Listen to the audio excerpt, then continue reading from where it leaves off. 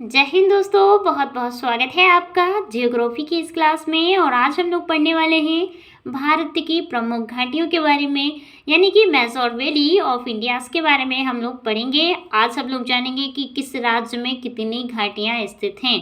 ठीक है, तो शुरुआत करेंगे सामान्य परिचय से।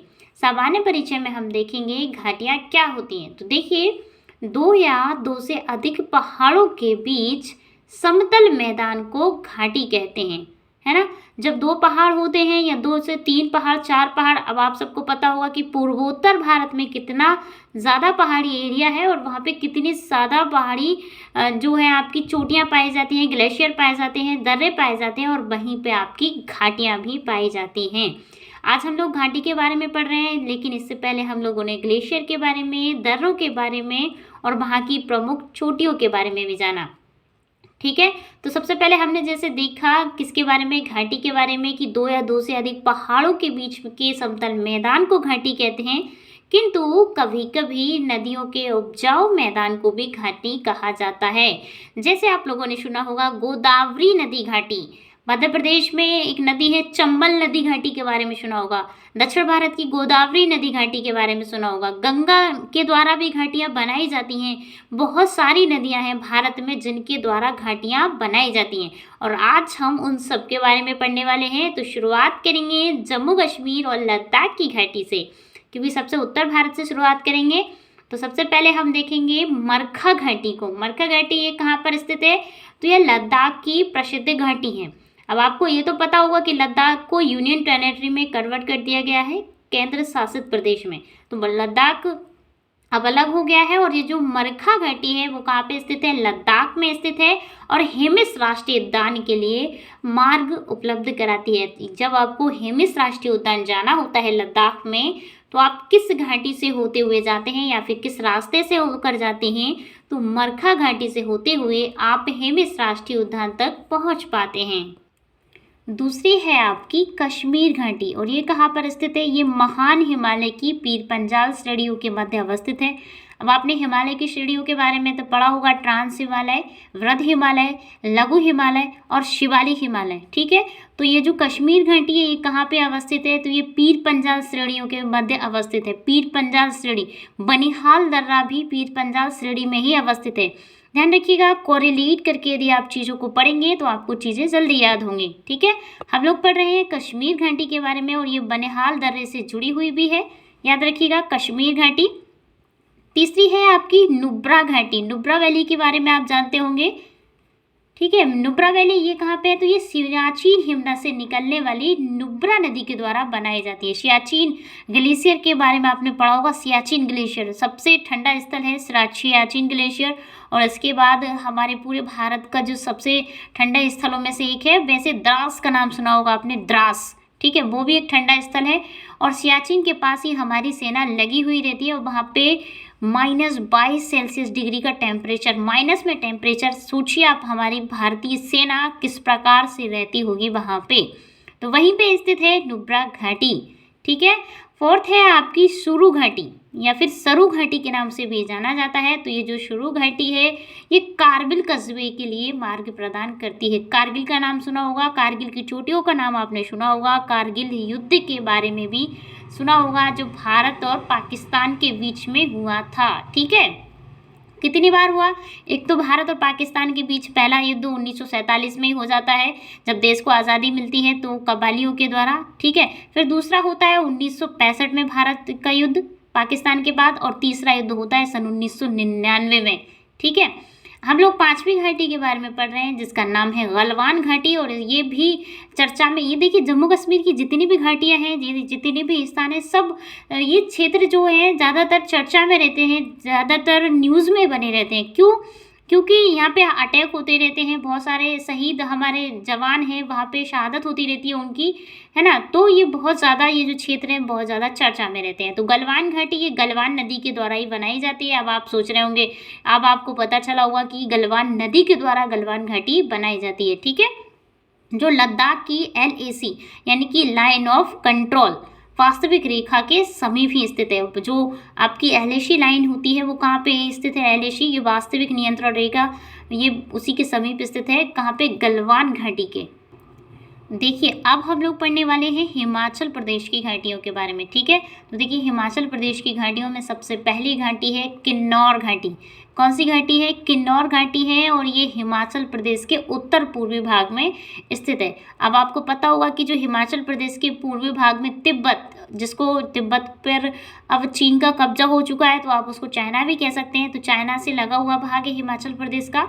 वही देखिए, कह रहा है कि जो कि तिब्बत की सीमा पर स्थित है, और ये हिमाचल प्रदेश में के अंतिम गांव, जिसका नाम है चिटकुल, के लिए मार्ग प्रदान करती है। ठीक है, चिटकुल गांव का नाम आप याद रखिए। इसके लिए कौन मार्ग प्रदान करता है? तो किन्नौर घाटी से होते हुए ही आप हिमाचल प्रदेश के लास्ट छोर चिटकुल तक जा पाते हैं। नेक्स्ट है आपकी हिमाचल प्रदेश की ही पार्वती घाटी, मोस्ट इंपॉर्टेंट है पार्वती घाटी। ये हिमाचल प्रदेश के कुल्लू में स्थित है। कुल्लू, कांगड़ा, डलहौजी, ये सब कहाँ स्थित है? ये मध्य हिमालय में स्थित है। ये सब टूरिस्ट प्लेस है, ठीक है, टूरिज्म है, ये टूरिज्म के स्थल है। कुल्लू जो है, कुल्लू में स्थित है पार्वती घाटी, तथा ये अपने मणिकरण जाने के लिए मार्ग प्रदान करती है। मणिकरण के बारे में तो आप सब जानते हैं, क्योंकि मणिकरण अपने गर्म जल के स्रोत के लिए जाना जाता है। भारत में सबसे ज़्यादा जो गर्म जल का स्रोत कहाँ पे होता है? तो मणिकरण में होता है, ठीक है। इससे नवीनकरणीय ऊर्जा भी बनाई जाती है न गर्म जल के स्रोतों से। तो ये कहाँ पे स्थित है? ये पार्वती घाटी इसके लिए जाने को मार्ग प्रदान करती है, मणिकरण को, है ना। और अब हम देखेंगे तीसरी घाटी के बारे में, जिसका नाम है सांगला घाटी। सांगला घाटी ये कहाँ पे है? इसे वाष्पा घाटी के नाम से भी जाना जाता है, और ये हिमाचल प्रदेश में ही स्थित है। तो हिमाचल प्रदेश की अभी हम लोगों ने कितनी पढ़ा? सबसे पहले हमने किन्नौर घाटी के बारे में पढ़ा, ठीक है। इसके बाद हम सांगला के बारे में पढ़ रहे हैं, सॉरी ये क्योंकि सबसे पहले हमने किन्नौर घाटी के बारे में पढ़ा, उसके बाद हमने पार्वती घाटी के बारे में पढ़ा, और तीसरी हम लोगों ने पढ़ा सांगला घाटी के बारे में, और इसे वाष्पा घाटी के नाम से भी जाना जाता है।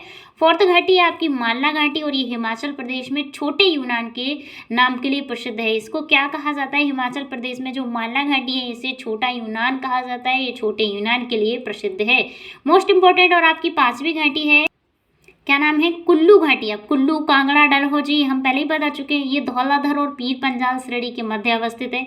ये सारी जो श्रेणियां हैं, धौलाधर, पीर पंजाल, ये बृहद हिमालय का हिस्सा है, ठीक है, ध्यान रखिएगा। तो ये उन्हीं में स्थित है आपकी कौन सी घाटी? कुल्लू घाटी।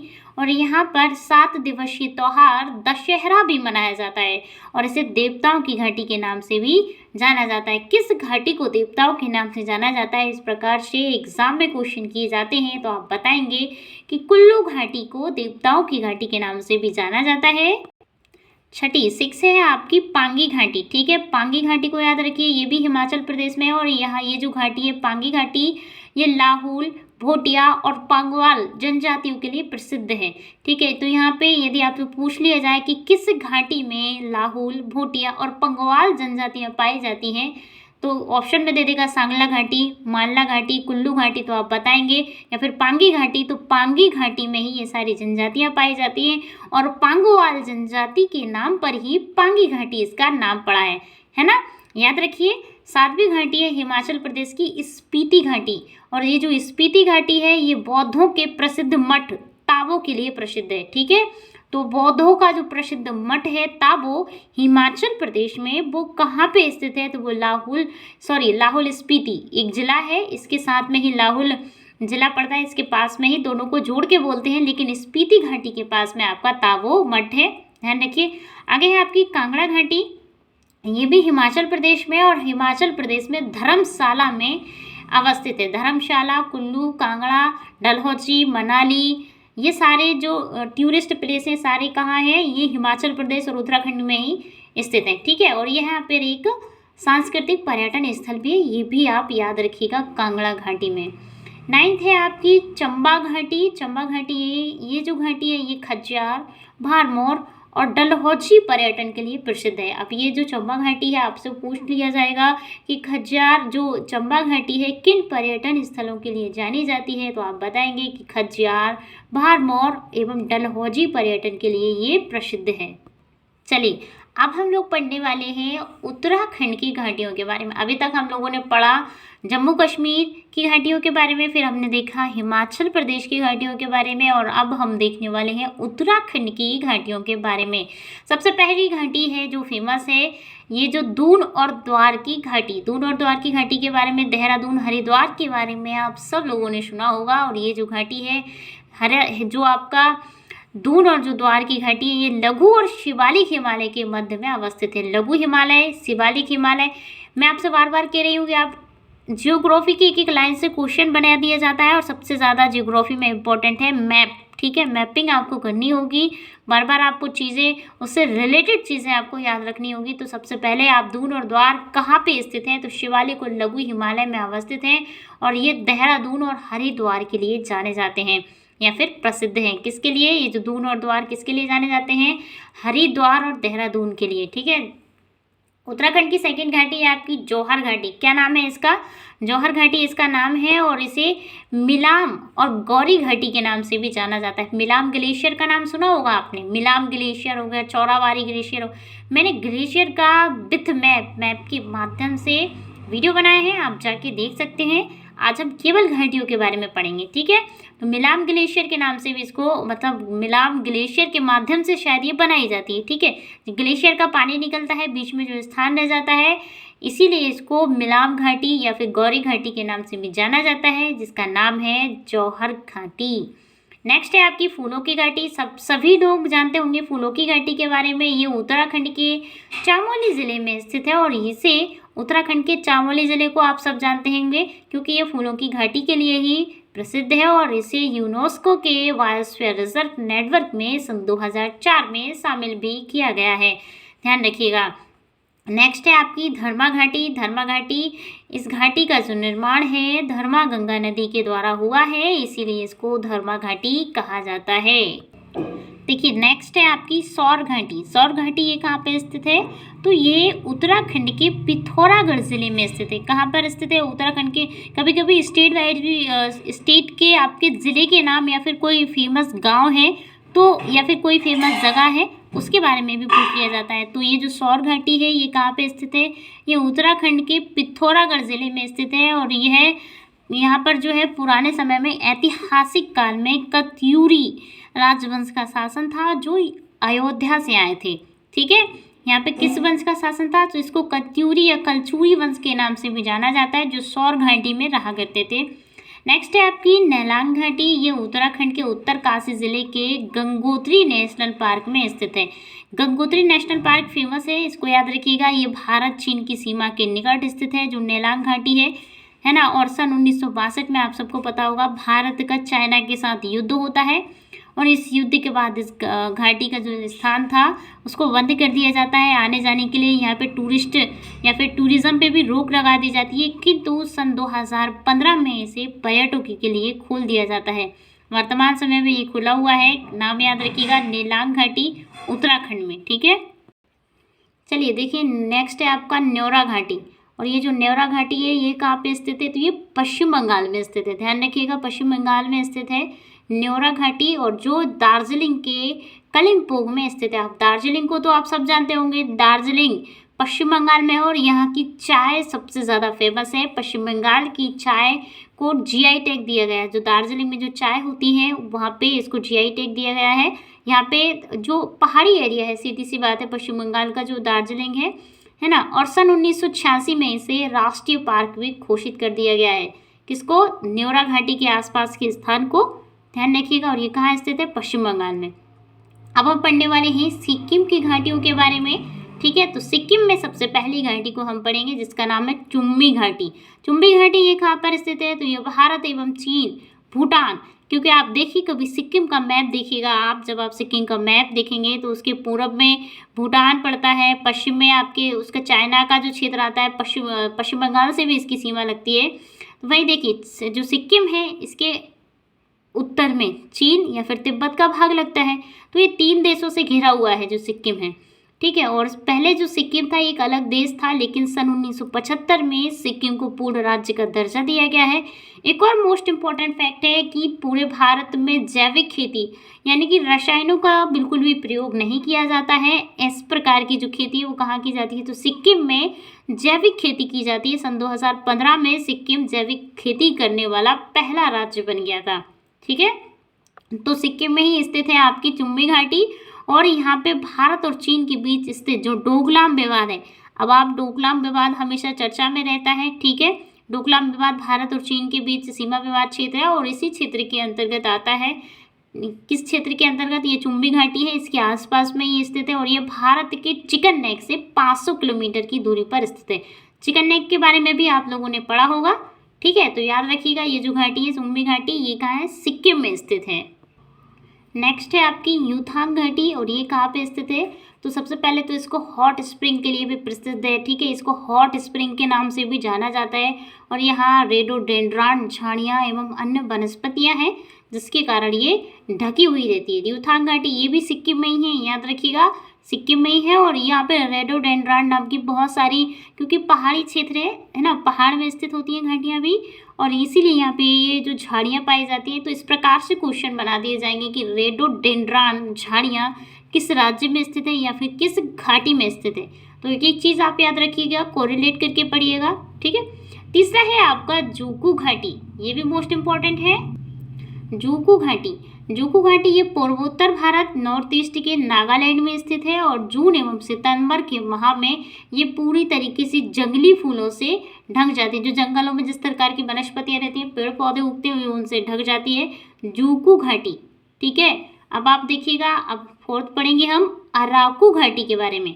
अराका घाटी ये जो कहाँ पे स्थित है, तो ये आंध्र प्रदेश में स्थित है। सबसे पहले तो याद रखिए अराकू घाटी, और ये जो घाटी है ये गलीकोंडा, ये रक्तकोंडा एवं सक्रीमेट्टा तथा चित्तमेंगोड़ी नामक घाटियों से घिरी है। ठीक है, तो ये जो घाटियाँ, ये जो छोटे छोटे क्षेत्र हैं, इनके नाम भी आप याद रखिएगा इसके साथ साथ। ठीक है, जैसे रक्ताकोंडा हो गया, सक्रीमेट्टा हो गया, और चित्तमोंगड़ी नामक स्थान की छोटी छोटी पहाड़ियों से घिरी हुई है। कौन, विशाखापट्टनम, है ना, आंध्र प्रदेश का विशाखापट्टनम का नाम सुना है ना आपका, उसी के पास स्थित है ये अराकू घाटी। नेक्स्ट घाटी है आपकी कम्बम घाटी, ये कहाँ पर स्थित है, देखिए ये जो घाटी है ये थेकांगड़ी और बरुसक नादू एवं कोडाइनल पहाड़ियों से घिरी हुई है, और ये कहाँ है, ये तमिलनाडु में स्थित है। ठीक है, कहाँ पे स्थित है, जो कम्बम घाटी है में लिख नहीं पाए हैं हम, ये तमिलनाडु में स्थित है। और ये इन पहाड़ियों, जो कोडाइनल पहाड़ियाँ हैं, थिंगड़ी नहीं, वो थेकांगड़ी है, थेकांगड़ी और वरुशक नादू से घिरी हुई है, ध्यान रखिएगा। मोस्ट इम्पॉर्टेंट और सभी लोगों को पता है, नेक्स्ट है आपकी शांत घाटी, जिसको साइलेंट वैली के नाम से जाना जाता है, और ये केरल में स्थित है। कहाँ पे स्थित है, केरल राज्य में स्थित है, केरल राज्य के पलक्कड़ जिले में स्थित है, मोस्ट इम्पोर्टेंट। ठीक है, ये केरल राज्य के पलक्कड़ जिले में स्थित है, और यहीं पे पाई जाती है आपकी नीलगिरी की पहाड़ियाँ। ठीक है, तो जो शांत घाटी है वो पहले तो यह याद रखिए कि केरल में है, फिर ये केरल के किस राज्य में है, तो पलक्कड़ जिले में है, सॉरी किस जिले में है, राज्य में नहीं, किस जिले में है, तो पलक्कड़ में है, और नीलगिरी की पहाड़ियों में स्थित है। कुंती नदी इस घाटी से होकर बहती है। सबसे पहले आप जब एनवायरनमेंट के क्वेश्चन सॉल्व करेंगे तो आपको बताया जाएगा कि कौन सी नदी किस बायोस्फीयर रिजर्व से, कौन से राष्ट्रीय उद्यान से, किस पार्क से होकर गुजरती है। तो आप याद रखिए कुंती नदी ये कहाँ से, ये बहती है आपकी शांत घाटी यानी कि आपके साइलेंट वैली से होकर बहती है। वहीं आपने कुंती पूजा, भरत पूजा, जैसे इसको कुंती पूजा के नाम से भी जान दिया जाता है, और भरत पूजा नाम की भी एक नदी है जो इस राष्ट्रीय उद्यान से, या फिर यहाँ पे बहुत सारे बायोस्फीयर रिजर्व, राष्ट्रीय उद्यान, बायोडाइवर्सिटी का हॉटस्पॉट है। ठीक है, क्योंकि जो केरल है इसमें सबसे पहले मानसून आता है, और 250 सेंटीमीटर से ज़्यादा वर्षा होती है आपकी केरल, क्योंकि ये पश्चिमी घाट का भाग है। ठीक है, आज हम लोगों ने जाना है घाटियों के बारे में। यदि आप इस वीडियो में जितनी भी घाटियाँ दी गई हैं, इससे एक फैक्ट आपका, क्योंकि घाटियों से रिलेटेड जो फैक्ट है, कहाँ स्थित है, किस राज्य में स्थित है, ठीक है, किस रेंज में स्थित है, जो जम्मू कश्मीर की घाटी है, उन सब के बारे में जाना है। आशा करते हैं आपको वीडियो समझ में आया होगा। चलिए मिलते हैं अगले वीडियो में। और रही मैप की बात, तो हम नेक्स्ट वीडियो में जानेंगे, क्योंकि इसका जो घाटियों का जो मैप था वो ठीक से हमें मिला नहीं। फिर हम सर्च करेंगे इस पर, फिर इसके बाद हम आपको एकदम मैप से बताएंगे कि कौन सी घाटी कहाँ पर स्थित है। ठीक है, तो चलिए मिलते हैं अगले वीडियो में। तब तक के लिए जय हिंद, जय भारत, थैंक यू।